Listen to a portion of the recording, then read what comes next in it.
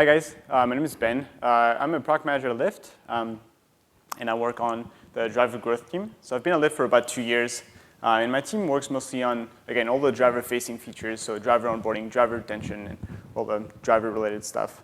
And I want to talk a little bit about how we were able to grow the supply side of our marketplace and really grow drivers and be able to onboard them as fast as possible. So again, quick note from Twilio. If you have any feedback, you can text this code to this number. So quick introduction. I'm sure a lot of you already know what Lyft is. But Lyft is an app. So we have two sides. We have the passenger side. We have the driver side. On the passenger side, it's an app. You install the app. You request a ride. A driver comes. Driver drops you off at your destination. You rate the driver, and you pay. On the driver side, drivers are ride-sharing drivers. So they're people like you and I. They just get into their car, they open the app, and they start receiving requests and making money. So the challenge with a double-sided marketplace like Lyft is that you really need a lot on both sides. You need a lot of drivers, and you need a lot of passengers to make the marketplace viable. And more importantly, you need to scale both at the same time. If any of you was using Lyft in 2013, you'll remember that it was impossible to get a Lyft on a Friday night or on a Saturday night. You're extremely lucky if you were able to get a Lyft. And so that was the problem back then, is we really needed to have, we were able to get a lot of passengers really quickly. Lyft was the new cool thing around, but we're not able to onboard drivers fast enough. So when you think about those two sides, the passenger side is pretty traditional. It's closer to what a traditional B2C company would do. But on the driver side, it's a lot harder. There's a lot of different hurdles that you have to jump through. There's a lot of different things that you have to do. You have the background check, you have the DMV check, we have to do a car inspection, you have to go through a training, you have to do all those different things that sort of differ from the traditional consumer path. So there are a couple of things that we really wanted with our driver onboarding flow. So first of all, like I mentioned, our drivers are ride-sharing drivers. So they're people like you and I that have no experience, no background, and have never driven professionally. So we wanted a lot of hand-holding for those casual drivers. We also wanted our driver onboarding flow to be very human. Because of all those different friction points, we wanted this to feel natural. We wanted this to feel really human. This was a very strong differentiation for Lyft at the time. We had the cultural filter. I don't know if you remember, but Lyft had a lot of themed Lyfts in the early days. So we had cookie Lyfts, we had bat Lyft, we had Lyft drivers with PlayStations in the back of the cars. We had Lyft drivers that were writing books with the passengers. So a lot of a very strong cultural component that was really a key element for Lyft and still is. And the last two elements, training. Again, those people have never used a navigation app potentially. They're not really comfortable juggling between two apps, going back and forth. So a lot of training around friendliness, cleanliness, navigation, and all those different elements was really important. And finally, the opportunity for the drivers to ask questions and answer questions. We didn't want our flow to be a video that you watch on YouTube. We wanted this flow to feel natural and give you the opportunity as a ride-sharing driver, as a single mom, as a student, to ask your questions and get an answer. So this was our flow. This is summer of 2013. Lyft is about 1 year old. We're in SF and LA. And our flow looks like this. So you have, you apply, you enter your information, your car information, driver information. You come to our office. We walk you through a quick training. You watch a couple of videos. Then we have a couple of interviews with you to make sure you're a good fit for the community. We inspect your car. We answer any questions you have. And then once you're approved, we run your DMV check and your background check. So as you can imagine, this flow was very tedious, a lot of friction points. This was a lot of hand-holding, but also a lot of friction. And if you look at our launch roadmap, it wasn't really compatible with our growth objectives. Our goal was to grow 6% week over week. We wanted to grow 20x year over year, and that wasn't really compatible with the in-office visit, or would have needed a much bigger office. So we had teams on the ground doing everything they could, but we just couldn't hire fast enough to do those training sessions for the drivers. So then we put ourselves in the position of we were the bottleneck for our own growth. That became a huge problem for us. We couldn't onboard drivers fast enough. So then we thought, okay, we need thousands of people to be able to onboard drivers fast enough. But wait, we have thousands of drivers on the road already. Can we leverage them to help us onboard drivers? So that was sort of like a click for us. We realized those guys are probably even better than us at describing what being a driver is like and vetting those drivers. So we launched mentoring. So what mentoring is, it's really empowering our best drivers to do this onboarding process themselves and help us vet and onboard those drivers. So this is what the flow looked like shortly after launching mentoring. So you apply, you enter your information, and then you do a mentor session. So we create this additional tier of drivers. We have our top drivers. They're now mentors. And when you apply, we actually dispatch you. We send you to see a mentor and do this training session with a mentor. The mentor will have a look at your car and do all this. And then we run your DMV check, background check, and then you're approved. So what it looks like in the app is something like this. So you enter all your information. You see the screen on the left. You press the button to start your mentor session. And then we look for a mentor around you. That mentor is driving around, giving passenger rides. And we dispatch you to go towards him. So we find this veteran driver. We connect you. You can text. You can call. All this is powered by Twilio. And when you meet, the mentor looks at your car, goes through a basic checklist, make sure you're good fit for the community, answers any question you have, and give you a quick training on how to use the app. This is how to use the navigation app, and all those different things.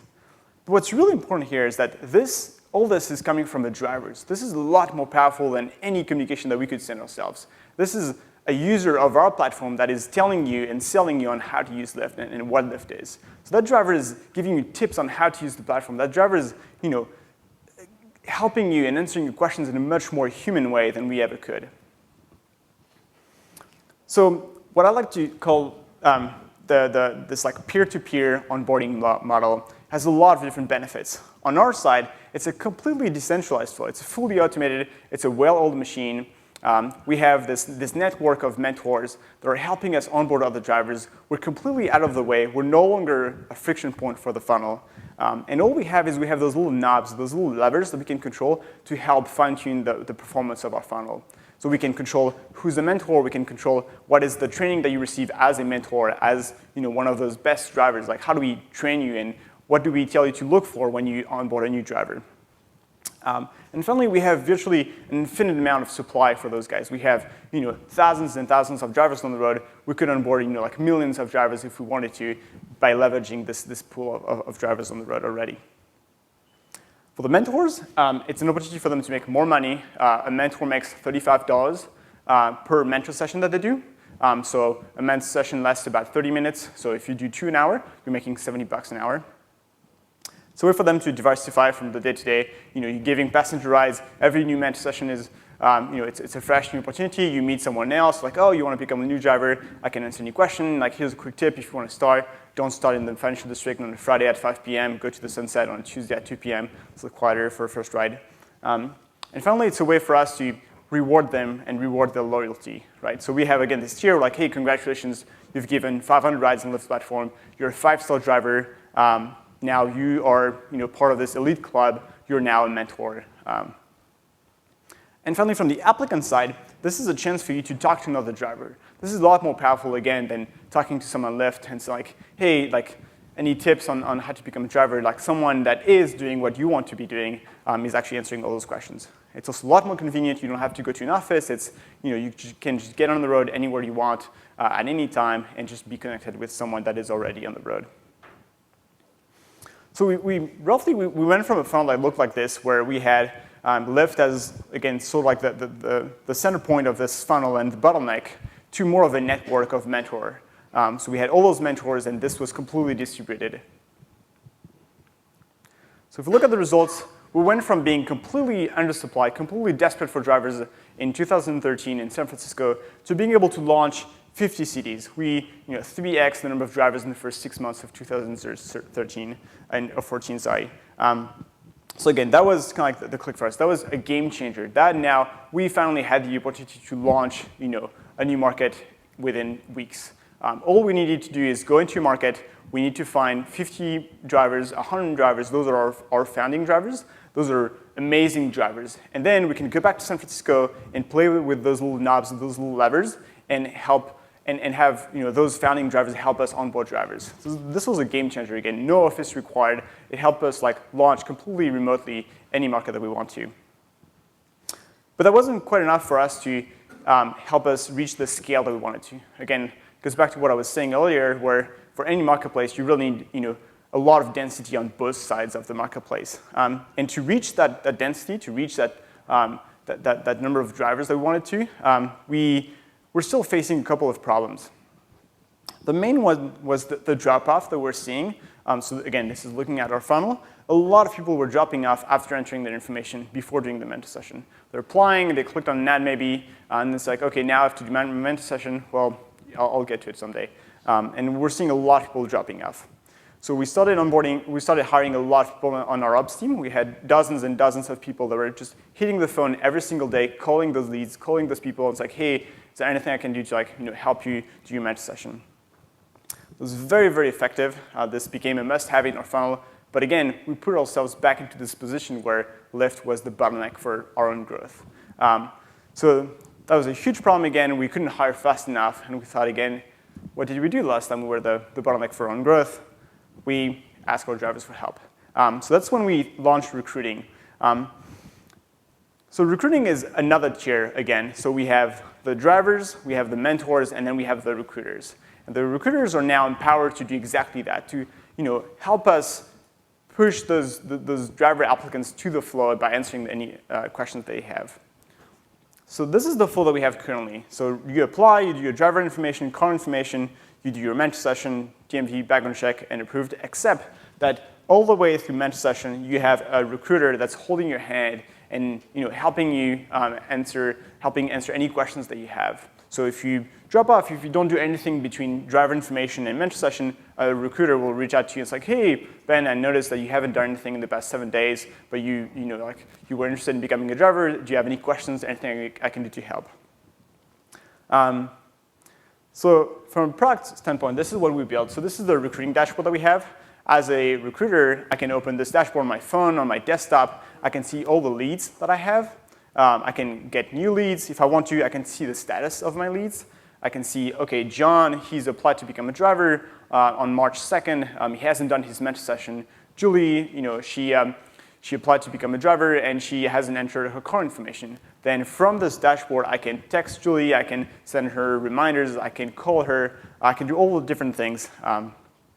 And what was really interesting is that they were actually better salesmen than our trained sales team everywhere. So that was really fascinating. That by just the legitimacy was very, very critical. Again, this was something coming from a driver telling you, hey, I'm a veteran driver in your region, so that you were interested in becoming a driver. That message is a lot more powerful than hey, my name is Ben at Lyft. I noticed that you wanted to use our product. How can I help you to use it? So then we went from this model where we had this network of mentors that were helping us onboard other mentors to something like this, where we had recruiters, we had people previous mentors that had done 2,000 rides. Those guys were excellent, but then they wanted to just stop driving. This was an opportunity for us to capture all those churn drivers, all those drivers that didn't want to drive anymore, by giving them another things that they could do. So those drivers were only doing recruiting. They were only pushing people to do their recruiting session. Each recruiter is being paid $20 to push someone to do a mentor session.